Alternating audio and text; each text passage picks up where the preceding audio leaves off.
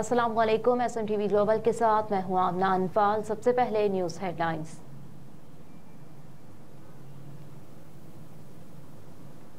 Election commission of Pakistan के बाहर शिकायत सेल कायम कर दिया गया। इलेक्शन कमीशन ने कहा कि शिकायत सेल में चारों सूबों के अलहदा काउंटर्स कायम किए गए हैं। इलेक्शन कमीशन के मुताबिक शिकायत सेल इंतखाबी नताइज से मुतालिक कायम किए गए। दरखास्त गुजार अपने हलके से मुतालिक मालूमात ले सकेंगे। इलेक्शन कमीशन आज 67 दरखास्तों पर समाअत करेगा। दरखास्तों पर समाअत के लिए 2 बेंच तश्कील दे दिए गए। इलेक्शन कमीशन के मुताबिक मेंबर पंजाब और मेंबर KP पर मुश्तमिल बेंच 29 दरखास्तों पर, जबकि मेंबर सिंध और मेंबर बलोचिस्तान पर मुश्तमिल बेंच 38 दरखास्तों पर समाअत करेगा। पाकिस्तान में अमरीकी सफीर डोनाल्ड ब्लूम की बिलावल भुट्टो जरदारी से मुलाकात। पीपल्स पार्टी के ज़राए ने मुलाकात की तस्दीक करते हुए कहा कि मुलाकात कमोबेश 1.5 घंटे तक जारी रही। मुलाकात में चेयरमैन पाकिस्तान पीपल्स पार्टी बिलावल भुट्टो ने अमरीकी सफीर डोनाल्ड ब्लूम को पाकिस्तान में हालिया आम इंतखाबात और इसके बाद नई हुकूमत के हवाले से आगाह किया। अब्दुल अलीम खान की कामयाबी के खिलाफ दरखास्त पर इलेक्शन कमीशन से दलाइल तलब। लाहौर हाई कोर्ट के जस्टिस अली बाकर नजफी ने NA 117 से आज़ाद उम्मीदवार की दरखास्त पर समाअत की। दरखास्त गुजार के वकला ने मौक़िफ़ इख्तियार किया कि हल्का NA 117 से अब्दुल अलीम खान को कामयाब करार दिया गया। उम्मीदवार अब्दुल अलीम खान फॉर्म 45 में नाकाम हो चुके थे। RO के फॉर्म 47 में अब्दुल अलीम खान को कामयाब करार दे दिया गया। इलेक्शन कमीशन ने अपनी जिम्मेदारी अदा नहीं की। दरखास्त गुजार ने मजीद कहा कि RO को दरखास्त दी, मगर इसके बावजूद इस पर कोई कार्रवाई नहीं की गई। अदालत से इस्तदा है कि अब्दुल अलीम खान की कामयाबी का नोटिफिकेशन कलअदम करार दे। बाद अज़ां अदालत ने आज़ाद उम्मीदवार की दरखास्त पर इलेक्शन कमीशन से दलाइल तलब कर लिए।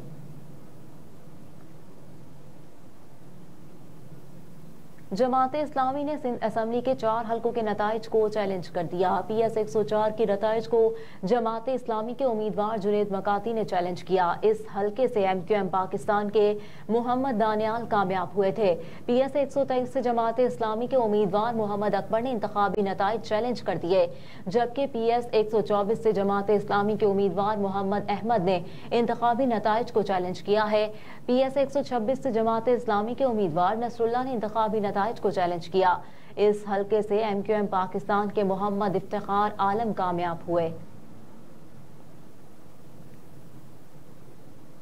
इलेक्शन कमीशन पुलिस अफसर को थप्पड़ मारने पर फिरदौस आशिक अवान से 15 फरवरी तक तहरीरी जवाब तलब कर लिया।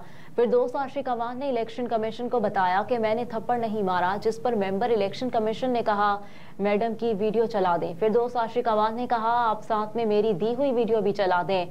मेंबर इलेक्शन कमीशन ने कहा कि अगर आपकी कोई शिकायत थी तो दर्ज कराती। पुलिस हुकाम ने बताया कि तमाम पोलिंग स्टेशन पर पुरअमन पोलिंग हुई, सिवाय मुतालिका पोलिंग स्टेशन के। इलेक्शन कमीशन ने पुलिस एहलकार को थप्पड़ मारने पर फिरदौस आशिक अवान से 15 फरवरी तक तहरीरी जवाब तलब कर लिया। PSL की ऑनलाइन टिकट बुकिंग वेबसाइट बहाल कर दी गई। समाजी राब्ते की वेबसाइट X पर PSL की इंतजामिया ने पैगाम जारी कर दिया। PSL इंतजामिया ने पैगाम में कहा कि वेबसाइट बहाल हो गई, शायकीन क्रिकेट अब ऑनलाइन टिकट बुक करवा सकते हैं। PSL की ऑनलाइन टिकट बुकिंग की वेबसाइट पर गुज़िश्ता रोज शाम 5 बजे से ऑनलाइन टिकट की बुकिंग शुरू होना थी, जिसके चंद घंटों के बाद ही इस पर साइबर हमला हो गया। पाकिस्तान क्रिकेट बोर्ड ने PSL के टिकट फरोख्त का मुआहिदा निजी कॉरियर कंपनी के साथ किया है। PSL 9 कज़ाफी स्टेडियम के बाहर काउंटडाउन क्लॉक लगा दी गई। पाकिस्तान क्रिकेट बोर्ड ने PSL countdown clock PCB headquarter Gaddafi stadium के मरकजी दरवाजे के पास नस्ब की है। माजी में भी PSL के आगाज से 2 हफ्ते कबल क्लॉक लगाई जाती रही। क्लॉक के हमरा PSL में फ्रेंचाइज टीमों के कप्तानों की तस्वीर भी आवेजा है। वाज़ेह रहे कि काउंटडाउन क्लॉक पर खुल के खेल का नारा भी दर्ज किया गया है।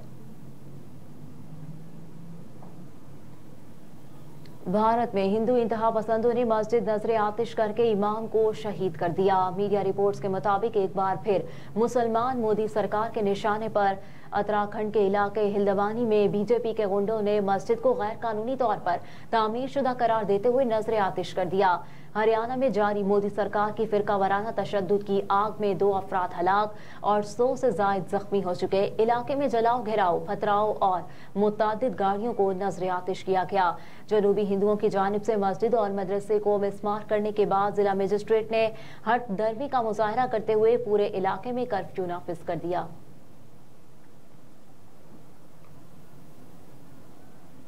फिनलैंड में साबिक वज़ीर-ए-आज़म अलेक्जेंडर स्टब सदारती इंतखाबात में कामयाब हो गए। खबरस्तान इदारे के मुताबिक फिनलैंड में गुज़िश्ता रोज होने वाले सदारती इंतखाबात के दूसरे मरहले में साबिक वज़ीर-ए-आज़म अलेक्जेंडर स्टब और साबिक वज़ीर ख़ारजा के सदारती उम्मीदवार पेका हाउस्टो के दरमियान मुकाबला हुआ, जिसमें अलेक्जेंडर स्टब ने 51.6% वोट हासिल किए।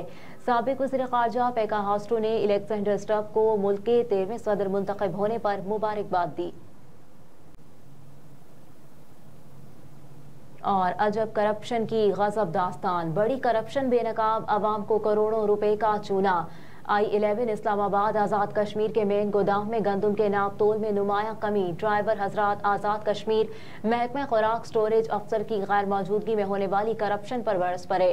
उन्होंने गुफ्तगू करते हुए कहा कि हम जब गंदम यहाँ से आज़ाद कश्मीर लेकर जाते हैं तो 100 kg से कम इसका वजन होता है, और जब ये यहाँ से गंदम लोड करते हैं तो हमें अंदर नहीं जाने देते और 20 kg कम यहाँ तोलते हैं। अगर हम आवाज़ उठाते तो हमें उनकी जानिब से ब्लैकमेल किया जाता है। हम गरीब लोग हैं, खुदारा इस करप्शन को रोका जाए, अवाम को गंदम ठीक तरह से तोल कर फराहम किया जाए। हमने अपने तमाम ट्रक इस वक्त एहतजाजन रोक रखे हैं और हम आज़ाद कश्मीर हुकूमत से फौरी तौर पर इस करप्शन को रोकने का मुतालबा करते हैं। हमें साफ और शफाफ ठीक तरह से गंदम तोलने का हक दिया जाए। हेडलाइंस आप जान चुके। न्यूज़ स्टूडियो से फिल वक्त इतना ही। आप देखते रहिए SM TV ग्लोबल।